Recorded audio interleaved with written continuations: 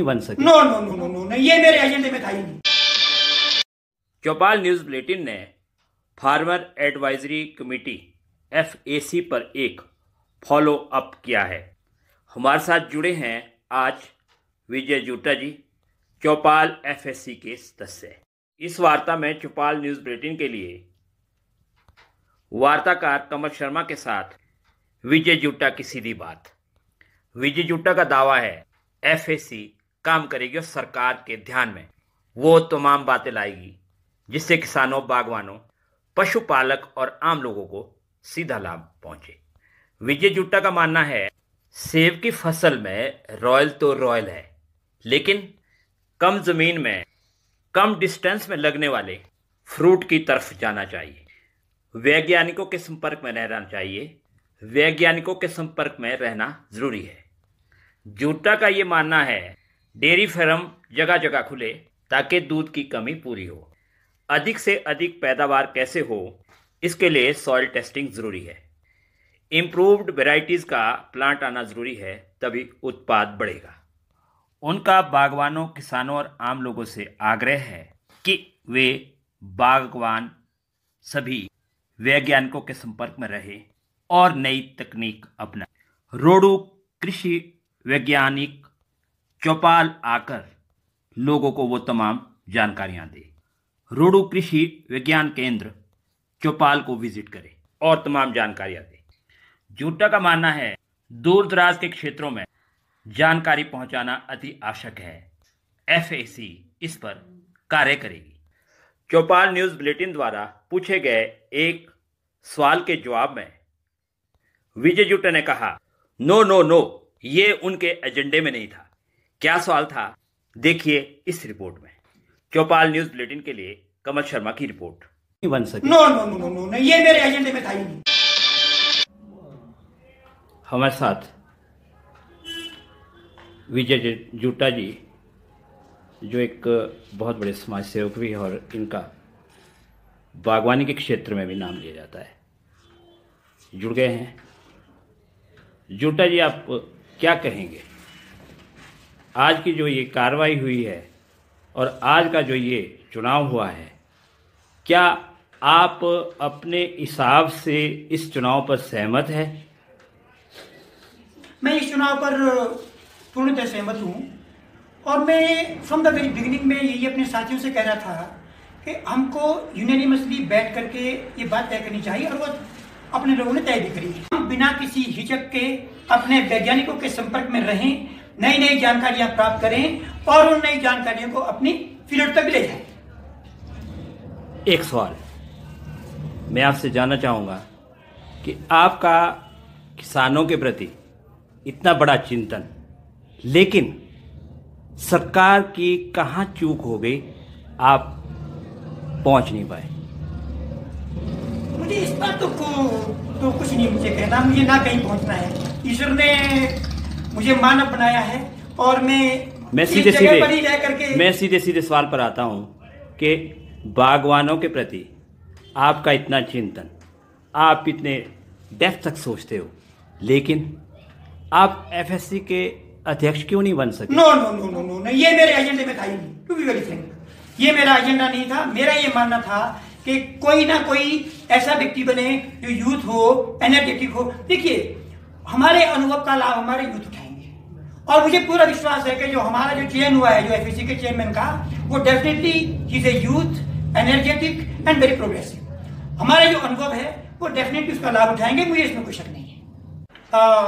अपने साथी शशि चौहान जी को, जो एक युवा है, एनर्जेटिक है, इनको चेयरमैन पद के लिए नियुक्त किया है और जो विनीता आस्था जी हैं वो हमारे इस FAC के वाइस चेयरमैन होंगे। शर्मा जी, आप कह रहे थे कि भाई हमारे बागवानों को नया क्या करना चाहिए। मैं अगर सचमुच कहूँ, कुछ क्षेत्र को छोड़ करके जो संपूर्ण चौपाल है, हम अभी बागवानी के क्षेत्र में ABC सीख रहे हैं। मैं कोई बहुत बड़ा बागवान नहीं हूं। हम ये चाहते हैं कि हमारा एक उद्देश्य होना चाहिए कि कम से कम लैंड होल्डिंग में अधिक से अधिक पैदावार कैसे ली जाए। हमको इस पर काम करने की आवश्यकता है और जो भी शोध हमारे वैज्ञानिक कर रहे हैं विश्वविद्यालय में, वो हमारे फार्मर जो एंड पर बैठा है उस तक पहुंचना चाहिए। अभी तुमको ये भी नहीं है पता, हम लोग केवल 3 खादों के बारे में जानते हैं, नाइट्रोजन हो गया आपका, फास्फोरस हो गया आपका, पोटेशियम हो गया। We don't know about all this micronutrients. Magnesium क्या है, आयरन क्या है, बोरोन क्या है और मोबेल्डिन क्या है, और इस सब का क्या काम है हमारी भूमि को ठीक करने में, हमको मालूम नहीं है। और ये तब तक पॉसिबल नहीं है जब तक हमारा किसान कोई भी कार्य करने से पहले जमीन की अपनी जो सॉइल टेस्टिंग है वो नहीं करवाएगा। This is must. Soil testing के बिना हम अंधे हैं, और हम जो अपनी जमीन को खराब कर रहे हैं वो केवल इसलिए कर रहे हैं कि हम लोग जो है वो केमिकल फर्टिलाइजर का रेकलेस यूज कर रहे हैं। इसलिए मेरा निवेदन ही है सभी किसानों से कि वो कोई भी कार्य, चाहे वो बागवानी का है चाहे वो किसानी का है, ये कार्य करने से पहले अपनी जमीन का सॉइल टेस्टिंग जरूर करें। आपने कहा कि बागवान के लिए क्या करेंगे, मेरा ये मानना है कि जब तक हम लोग जो हाई डेंसिटी प्लांटेशन है उस टेक्नोलॉजी को अडॉप्ट नहीं करेंगे, हम अपनी पर कैपिटा जो हमारी इनकम है उसको नहीं बढ़ा पाएंगे। 1 हेक्टेयर में कितना सेब पैदा हमको करना है, हम तो उसका 1/4 अभी कर रहे हैं। आप फॉरेन कंट्रीज में देख रहे होंगे तो कहां आगे निकले हुए वो लोग हमसे।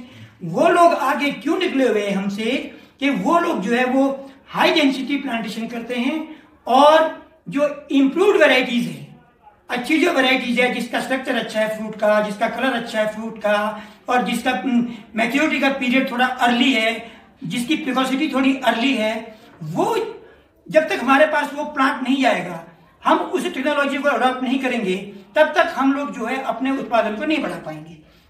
मैं डॉक्टर साहब से बात कर रहा था तो डॉक्टर साहब कह रहे थे कि हमने जो क्लस्टर बनाए हैं, अभी हमारे विभाग ने जो 9 क्लस्टर बनाए हैं, उन सब 9 के 9 क्लस्टर में बहुत अच्छा काम हो रहा है। नई जो वैरायटीज है वो उनको दी गई है, और जो पूरा जो टेक्निक है, चाहे वो आपका इरिगेशन का है, चाहे वो फर्टिगेशन का है, चाहे वो फर्टिलाइजेशन का है, वो सारा वो लोग अडॉप्ट कर रहे हैं। आपके प्लानिंग के टेक्निक्स है वो हमको अडॉप्ट करने चाहिए।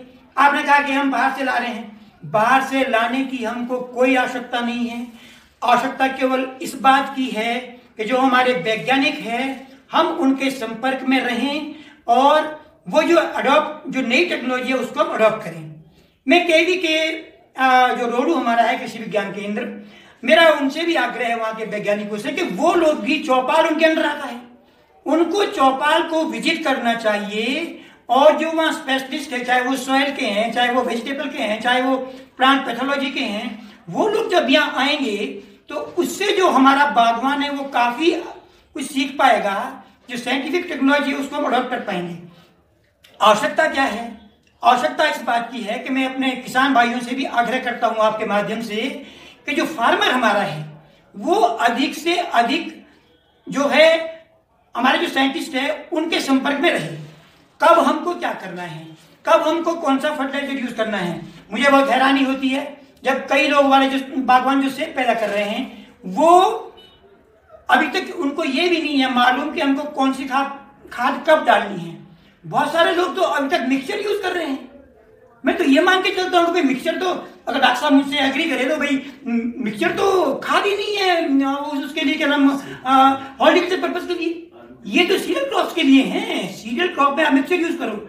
अब हमको बागवानी में तो तीनों खादें अलग अलग यूज करनी पड़ेगी, कब कब यूज करनी है ये सब जानकारी हमको वैज्ञानिकों से लेनी चाहिए।